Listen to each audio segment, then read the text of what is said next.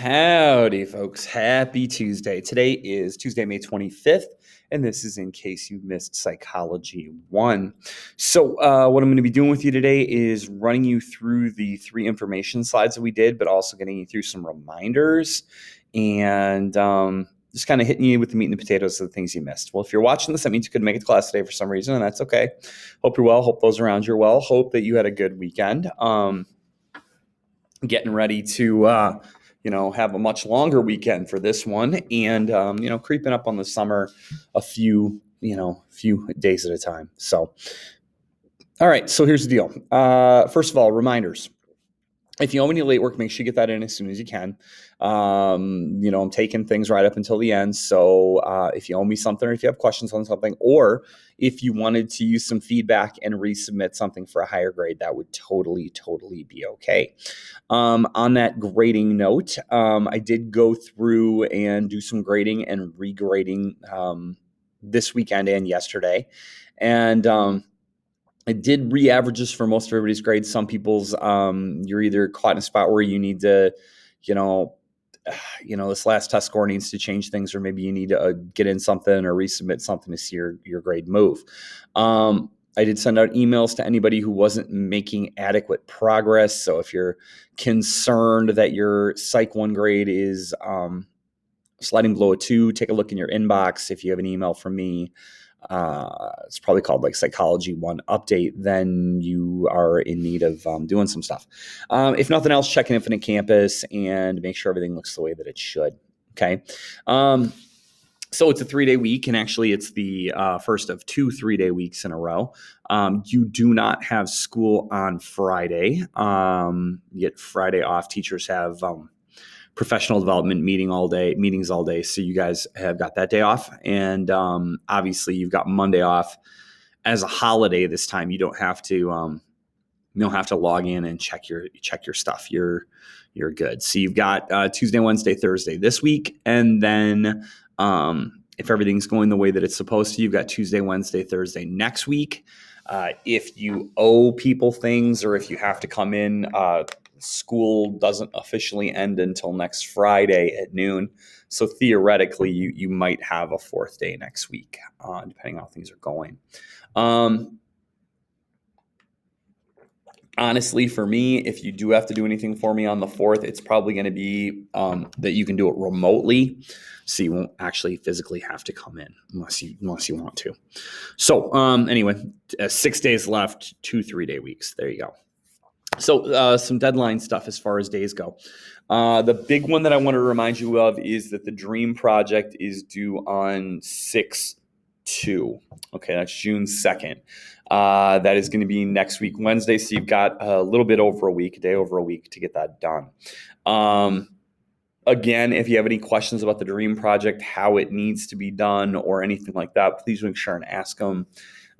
Email, chat, class when you're here.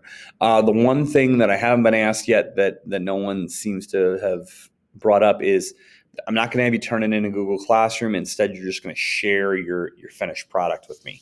So if you've got like a bunch of individual documents and stuff, maybe create a folder and then share the whole folder with me. Make sure I have the rights to open the folder. If it's all in one big doc, share that doc with me. If it's in 3 docs, you just share the 3 docs with me, and I will get things taken care of. Don't forget, if you turn that Dream Project in late, you don't have a lot of wiggle room there. Okay. With the Dream Project, tomorrow we are going to cover the sleep cycle, which is really kind of one slide. So I would plan on having 40-50 minutes to work on the Dream Project tomorrow. That is something that you need to do. Otherwise, you could work on old work for me, or you could do whatever you need to do.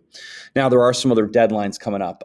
First of all, like I said before, all late work for me is due on Friday, June 4th by noon.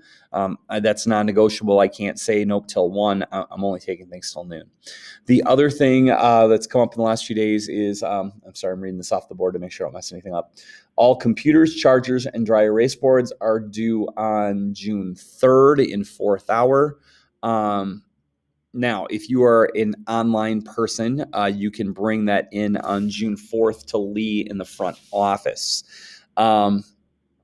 If you need your computer for the summer because you are doing summer school or you're doing AP classes, that's fine. Your teacher is going to need to check in your computer on June 3rd, though, if at all possible. Okay. Any questions about any of that, please make sure to let me know. So what we're going to do is we're going to look at one way that you can divide up sleep today. We're going to talk about nREM and REM sleep, and then you can have the rest of it on work time or whatever you need. There isn't going to be a new assignment for you guys. I asked that you had something due yesterday. Everybody but one person turned that in, so your reward is that's the last assignment. The Psych 2 class didn't turn in their assignment, so they got another assignment. You guys are lucky they're not. All right, so here we go. Let's get some work done here. Okay. There we go. So what we're going to start looking at today is we're going to start looking at like a lot of specific things about sleep. And that's going to kind of be where we're going to spend this entire 3-day week.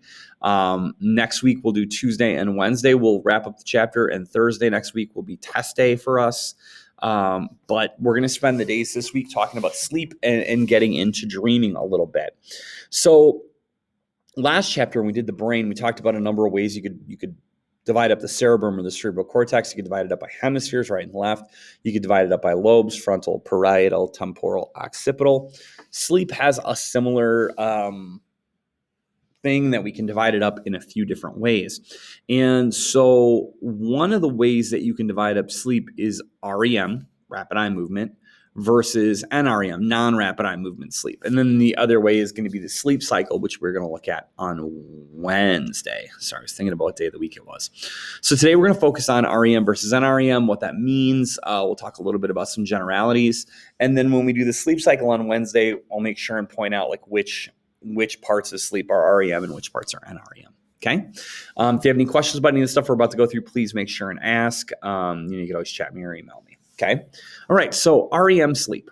REM itself it stands for rapid eye movement. Now, you are not experiencing rapid eye movement the entire time that you're sleeping. We'll get more into the timing and stuff a little bit later in the slide, but you can physically see it most of the time when a person is experiencing rapid eye movement because, well, most people sleep with their eyes closed. There are a few people that can sleep with their eyes open or sleep with their eyes a little open. I think it would probably be more obvious.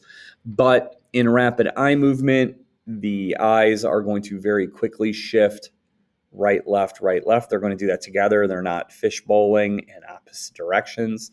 I always say that I would liken the eye movement of REM to like a really fast, if you were trying to follow the ping pong ball in an Olympic level ping pong game. Okay. Now, when you are experiencing rapid eye movement, you're dreaming. Okay.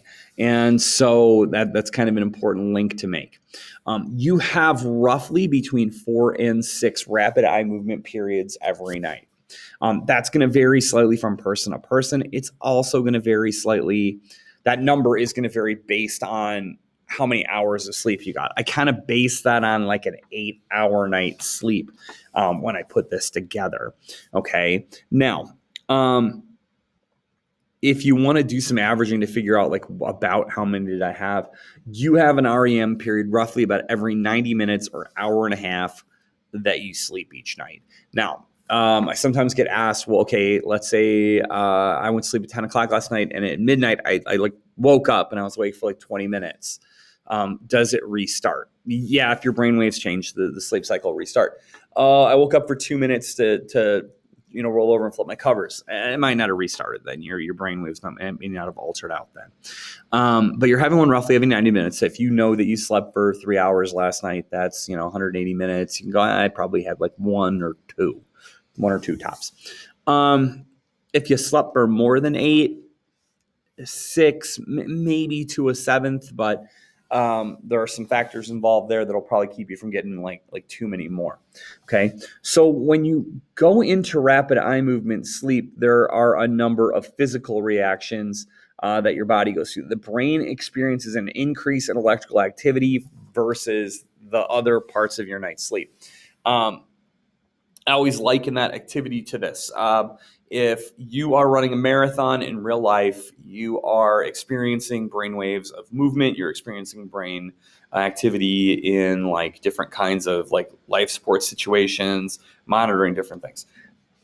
When you are dreaming, when you are in REM, your brain doesn't really much know the difference between being awake and doing the thing while sleeping. So your motor strip or your motor cortex is not involved, but almost all the other brain reactions will be the same. Okay.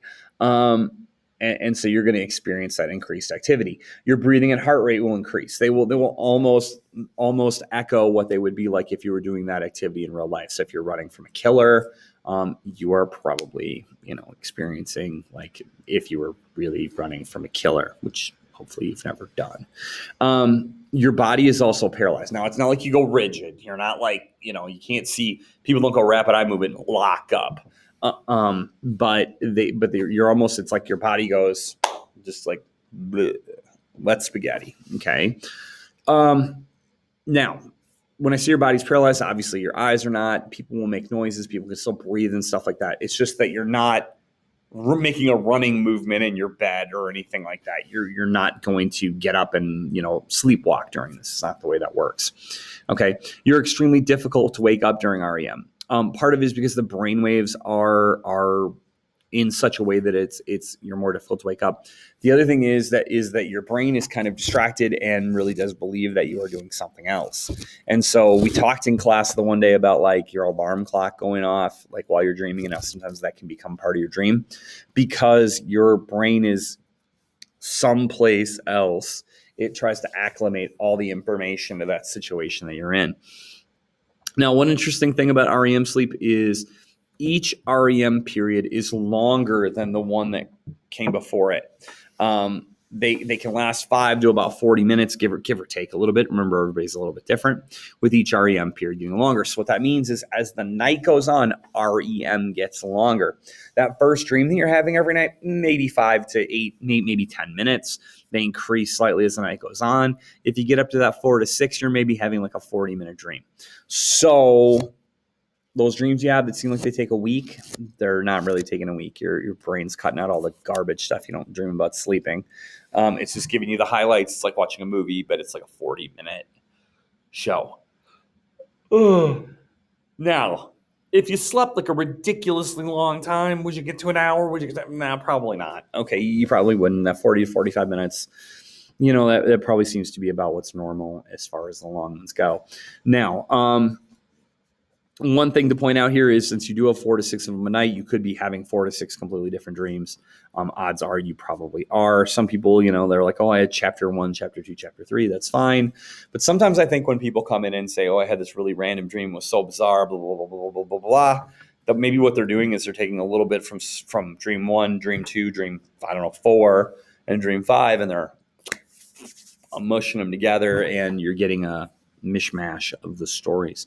So, but rapid eye movement sleep is dream sleep. And I think some of the key things to take away are about every 90 minutes, you have about 4 to 6 a night, get longer as the night goes on, and that the body is going through almost like a paralysis.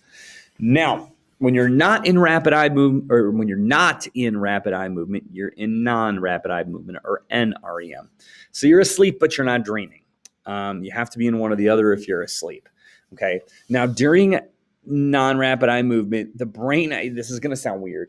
The brain's a little bit more idle, but it's still active.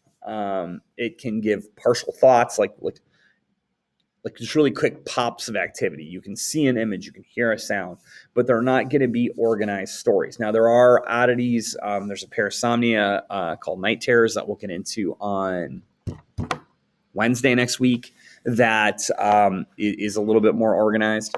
And can have a well planned out, well-based story. Okay. During NREM, your brain waves tend to be slower. You're experiencing usually delta waves or beginning alpha waves during these times. Delta waves are very slow and lazy and relaxed. Deep sleep occurs during NREM. Deep sleep would be stage 3 and stage 4 sleep. Now, the thing about that is that you really only get those in the first chunk of sleep. And so I always tell people that you need to make sure you take advantage of those first few hours of sleep because that's when you get your deepest, most restful sleep. So when the body does the most healing, the most recharging, it's when bones that are broken heal, all those kinds of things. Okay. Now, you're not paralyzed during nREM. So as olive oil there is dangerously sleepwalking across some steel, like girders that they're using to build a building, you could sleepwalk, you could sleep talk, you could theoretically do just about anything. Now, we will talk about sleepwalking, sleep talking, and all that stuff a little bit later. But it's just important to understand that you are not paralyzed during this. So if you have a hypnagogic jerk, that falling feeling, you will kind of be like a stunned whatever. You can do lots of things. If you have one of those partial image or sound type things and it startles you, your legs may make a running movement. Okay. Now, a really important fact, because REM gets longer as the night goes on and REM periods get shorter as the night goes on. It's kind of like one of those trade-off things. So important takeaways from this: your body is not paralyzed, you're more relaxed, and this is where deep sleep is occurring. Okay. That's really kind of it for today. Please use the rest of the time to get caught up on things. And if you don't have anything to get caught up on, work on that dream project. If you have questions about this class or end of the year policies or grades or anything like that, please feel free to reach out and contact me. I will be a little bit busy tonight, but I'll be more than happy to peek at my phone every once in a while to answer any questions you might have. Hope you have a great day. We'll see you soon. Bye-bye.